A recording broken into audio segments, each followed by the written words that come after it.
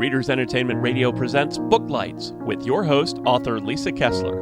Booklights, where we're shining a light on good books. Hello, everyone. Thanks for listening to Booklights today. I'm so glad that you're here. You are in for a treat, especially if you are a Hunger Games fan or love those YA dystopians, because today we are chatting with author CC Robinson.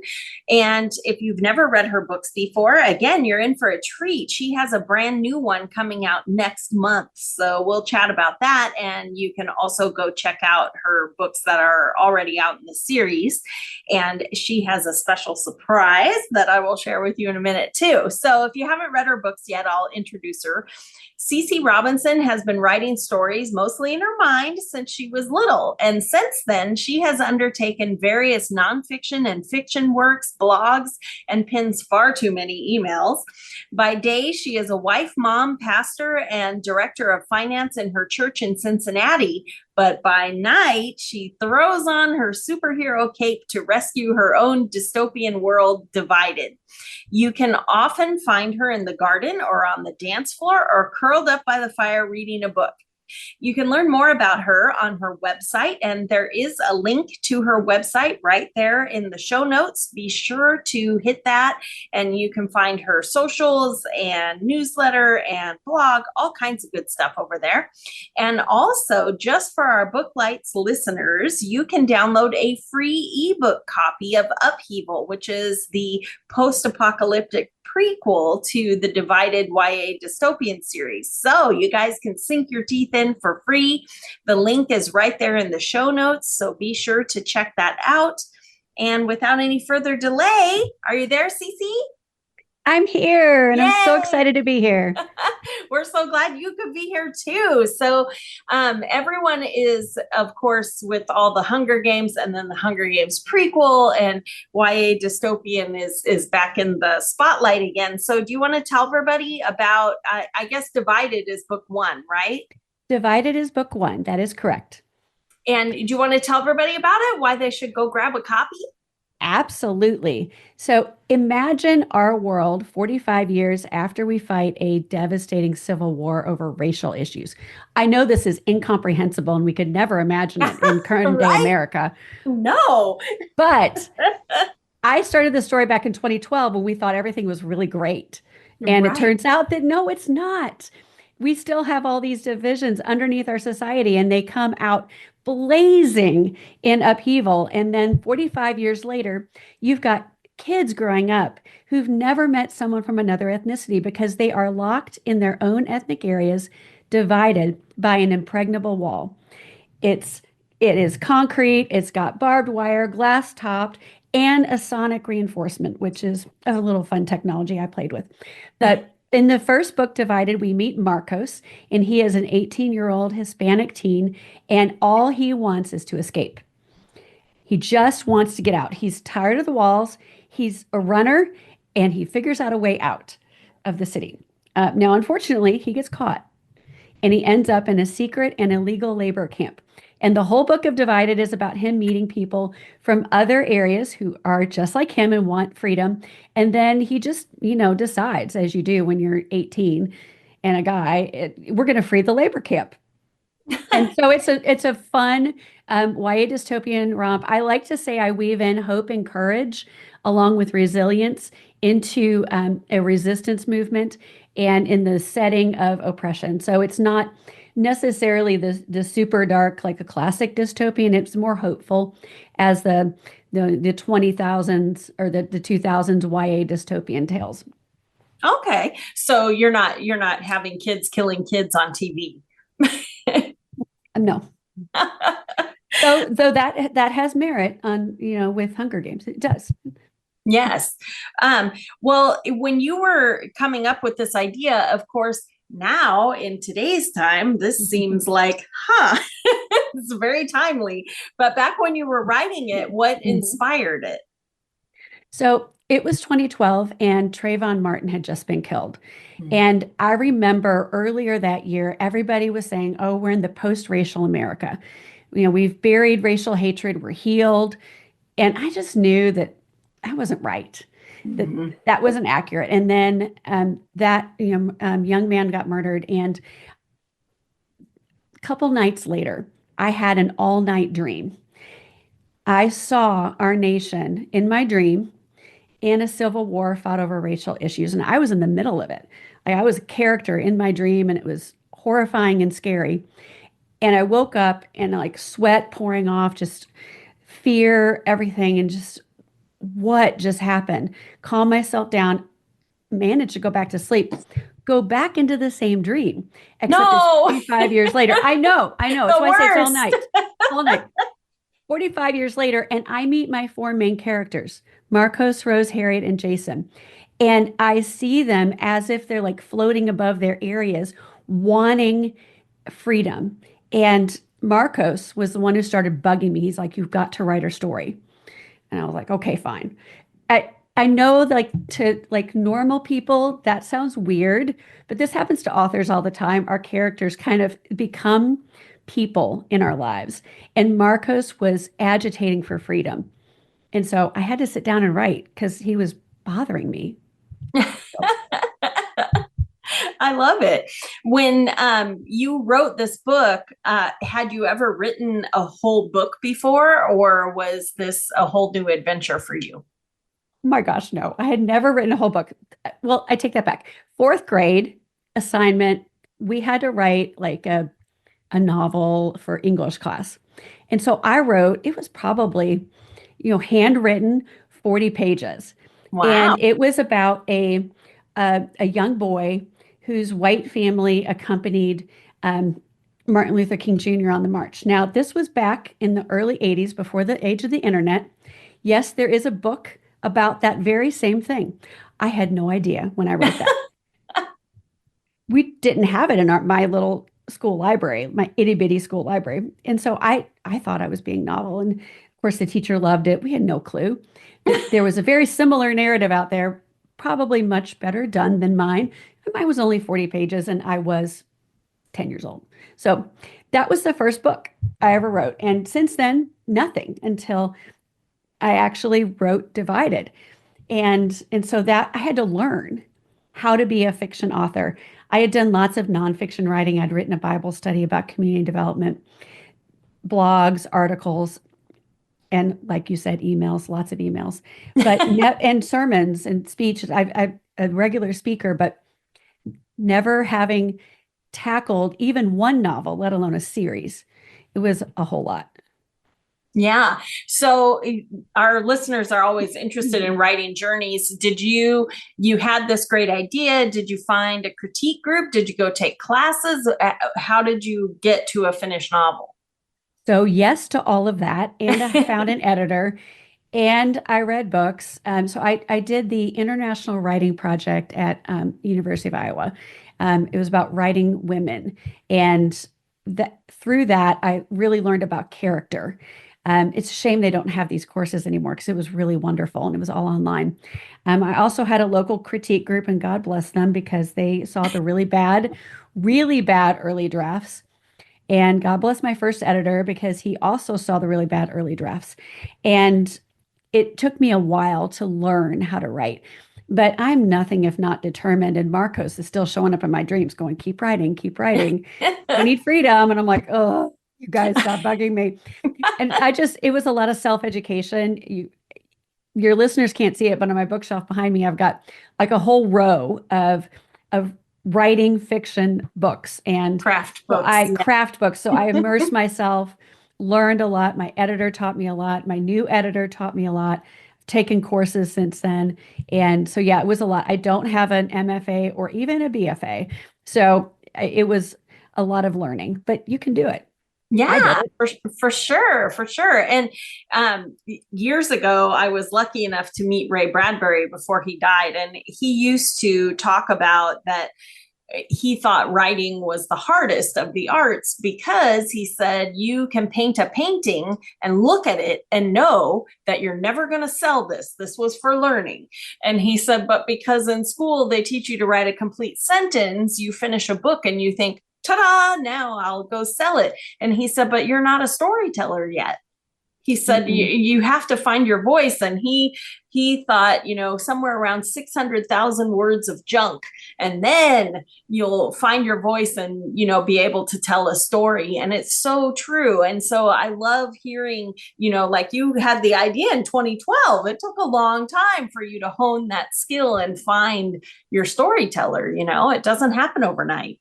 Yeah, so I wrote the entire series straight through, 4 books, and then I rewrote the first book I rewrote 4 times. The second book I've rewritten 5 times. Oh my And God. I'm getting ready to rewrite the second or the third and the fourth book this summer. So I embrace that 600,000 words because I think I'm above that now. Yay. Yeah. You've got it now. Mhm.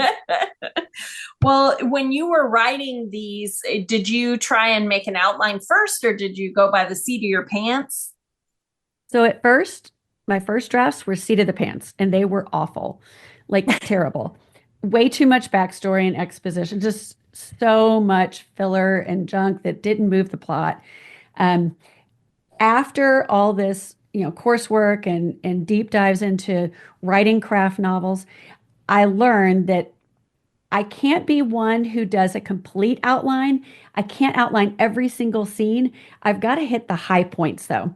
And I do character arcs for each one of my POV characters in each novel. There's 4 of them.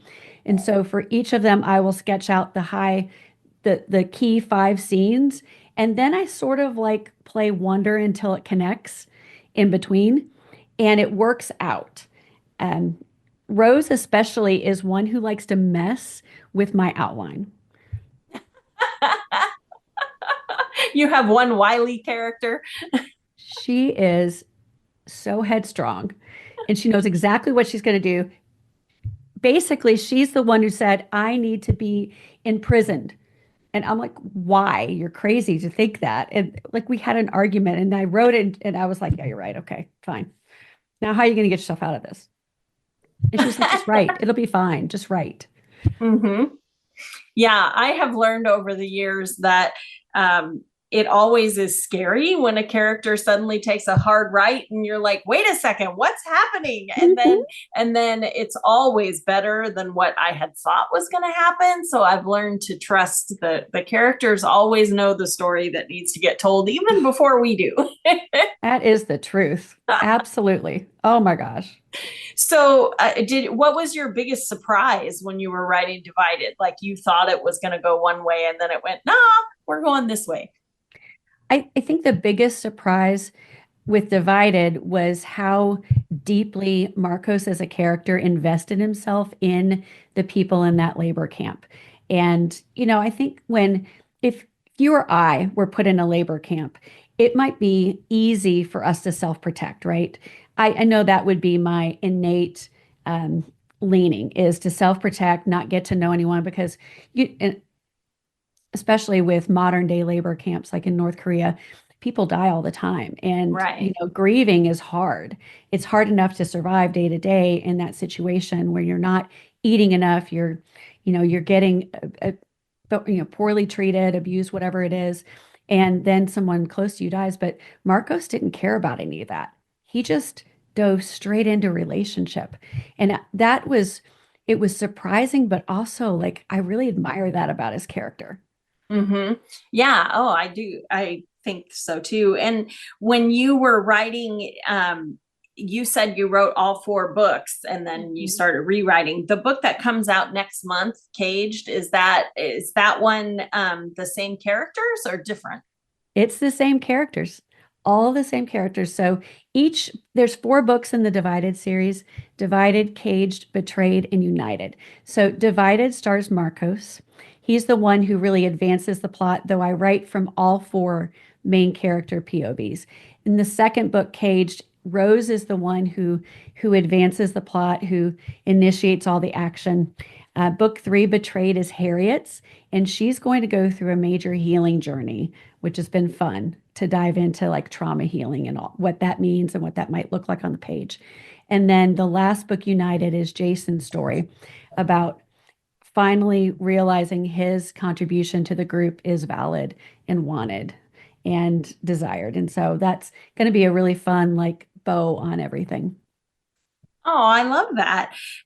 So when you're doing these books, are you working toward, you said the final book is United, so I'm guessing that everybody gets Mhm. everything back together. But but are you working toward, what will be next for you after this series? Are you going to continue writing? I know you had the big dream, but are you going to continue writing? Do you have the bug now?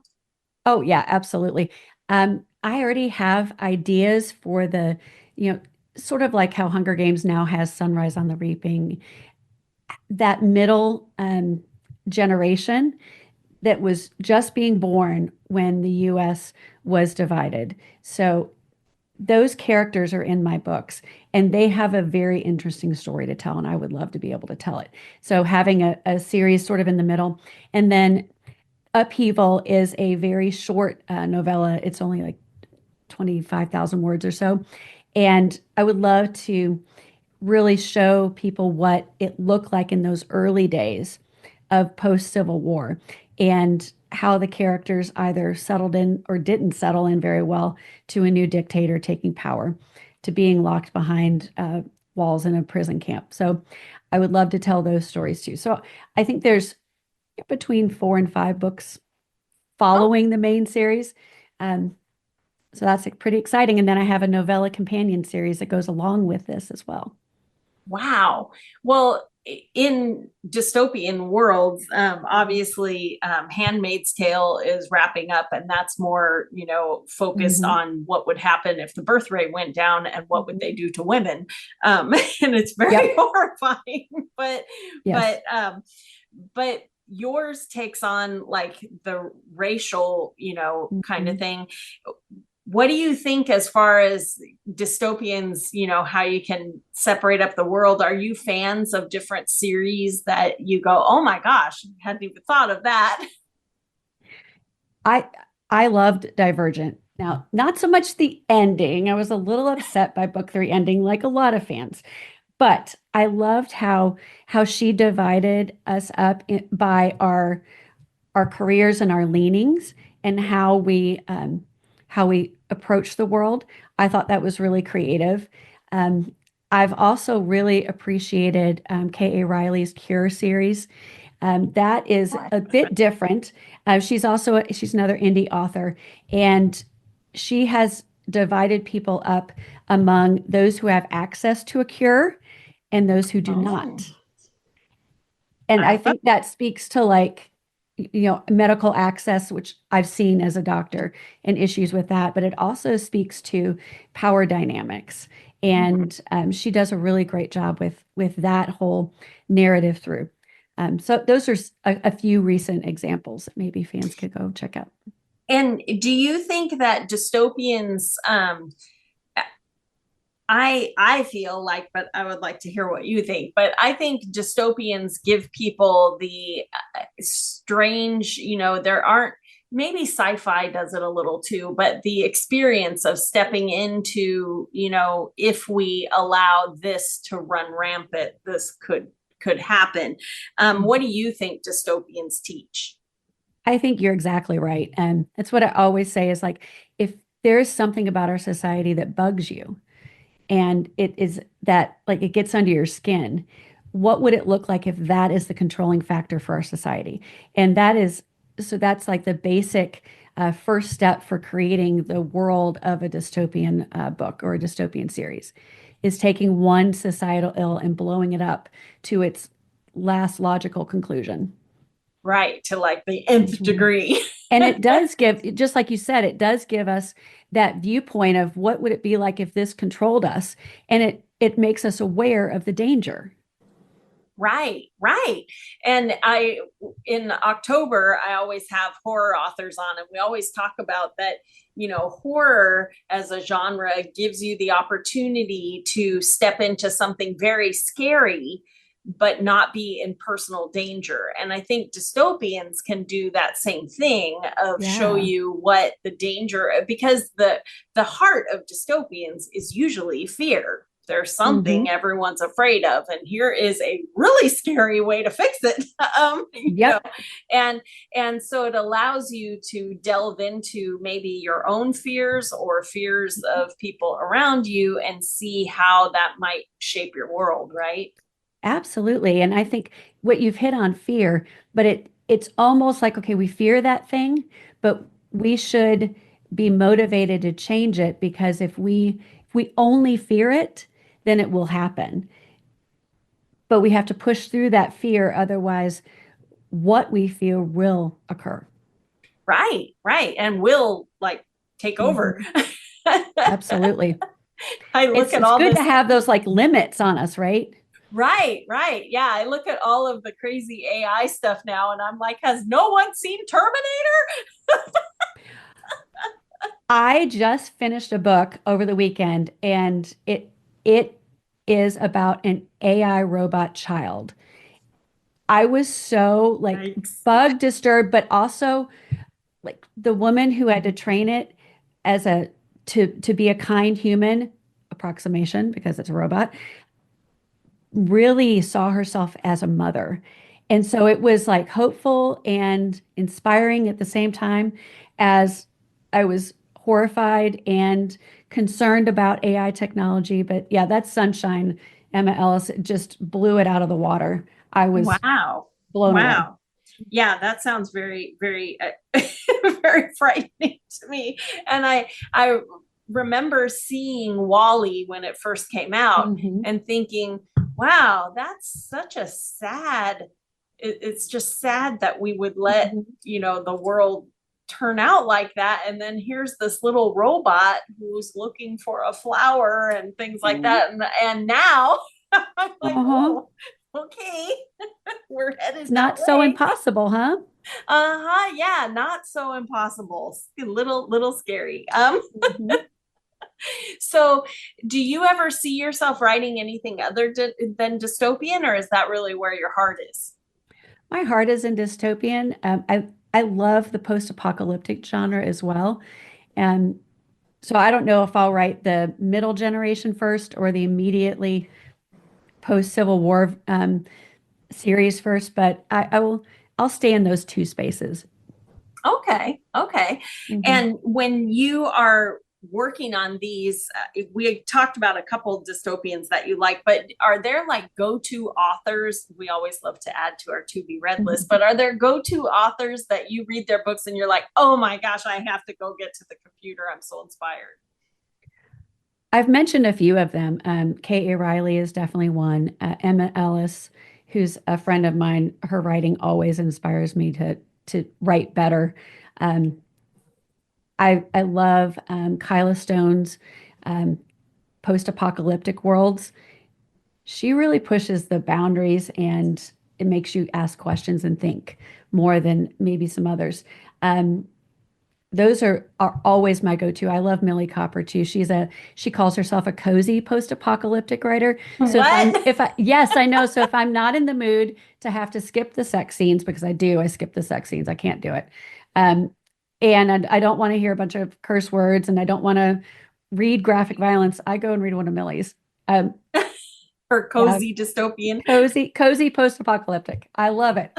Yeah, so those are kind of some of my go-to authors for inspiration. But I find when I'm writing, I can't read in my genre because their voice affects me. And maybe I just have a little bit more growing up to do as a writer, but maybe that will disappear. But I hear from other people that that doesn't really disappear. I think everyone's different. So, Yeah. you need to know what's out there in your genre so you're not Hmm. reinventing the wheel or copying Hmm. something. But yeah, everybody's different on when they read their genre. Absolutely. Yeah. uh, well, when you are not writing, do you binge watch dystopian? What do you like that's out there? I don't watch a lot of TV. I Oh, okay. do binge read. When I am not in a writing season, I can read a book in a couple days. Wow. Yeah, I'm just a really fast reader. I force myself to slow down every once in a while and do an audiobook. So that has kind of, it helps me. in those times, especially like in the car or when I'm getting ready in the morning to have an audiobook on. I really enjoy that. But if I'm watching TV, it's typically reality TV because that's what my husband watches. And You've those outed are oh, absolutely. And those are really great studies in human behavior as well. them. Some of the behavior. And I know some of that is scripted, but Right. again, it is storytelling. Or at least nudged.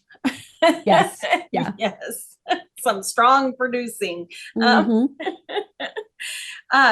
Well, when you are binge reading, and you're not reading dystopian, what do you enjoy? Do you read fiction, nonfiction? I read a little bit of everything. I was on a autobiography and biography kick for about 7 years, where I read nothing but those, and then I was on a historical fiction kick for a while. And I would say right now I'm in sort of either it's a rom-com or it is a sci-fi. So like, Fun. we're on Mars, we're on another planet, we're in another solar system. It's a space opera type thing. So those are, I will cycle between all of those. Okay. Are your Mhm. books in audio yet, or are they going to be? They are going to be, they are not yet. Yay. I am working with a friend of mine who is a voice actor to do Upheaval first. Oh, fun. Okay. Yes. Great. I know that when my books first came out in audio, I was not an audiobook listener. In my head, I thought it was someone reading me the book. And I thought, I'd like to just No. read it myself. And then when my books came out in audio, I Mhm. thought, well, if I'm going to be promoting these, I should know what they sound like. So I listened and I was like, oh my Yeah, gosh. It's if you're listening right now and you were like me and thought someone was just reading you the book, it is not. It makes the it book, is not. it's like somewhere between a movie and a book, but it brings your Mhm. characters are just to life. And I mean, Mhm. I was just blown away. Voice actors are something. So They audiobooks is really are. amazing. Yeah. Yeah, but I think for a lot of indie authors, audiobooks feel a little far away because of the cost of Right. production. I have some audio background, so that's helpful, and I'll do my own production. But my friend is a really talented voice actor, and there's two friends, a female and a male, and so they're going to do a wonderful job on Upheaval, I know. That's nice. And since you write in all the point of view characters, is your male friend doing the male characters? And hmm okay, nice. Yep. That's That's exciting. the plan. That's the plan. We have not started yet. So I don't know when they're going to be out. I would say probably 2026. Okay. Maybe if I can sneak it into 2025 for upheaval. Yeah, Christmas presents. It would be like a Christmas present to me, right? Right, exactly. And everybody who gets those holiday gift cards can get some Yes. audiobooks. Yeah. Yes. Well, before we run out of time, how do readers get in touch with you when they're so excited that they finished Divided? What's the best way to find you? The best way to find me is on my website, ccrobinsonauthor.com. On there, you can look through all my books, and each one of the books has a book linker that will take you to wherever it's sold. And so Caged right now is up for pre-order on Amazon only for the ebook. The paperback will be on pre-order soon at Barnes& and Noble and all other types of places like that. So that's where to buy the books. But I have a special offer for only your listeners. It's pretty Yay. exciting. They can get the Upheaval ebook for free. And that's going to a dedicated link, ccrobinsonauthor.com/booklights. Yes, So and the link is right in the show notes. So go grab it for sure. And are you on social media if they want to get in touch? yes, I'm most places. I would say my most active presence is on Instagram, but I'm at CC Robinson author everywhere. Okay, great. Yay. Well, Mhm. thanks so much for being on today. It was so fun chatting with you. And everyone listening, be sure that you go grab Divided now because next month Caged will come out. So it's almost like you can just read straight through. So, Absolutely. Binge read. Love it. yes, for sure. So thanks so much Mhm. for listening today. And thanks for being here, Cece. And we'll talk to you guys next week. Thank you, Lisa. Thanks for joining us on Booklights. Be sure to connect with us at www.readersentertainment.com for articles, blogs, videos, and podcasts that matter to readers.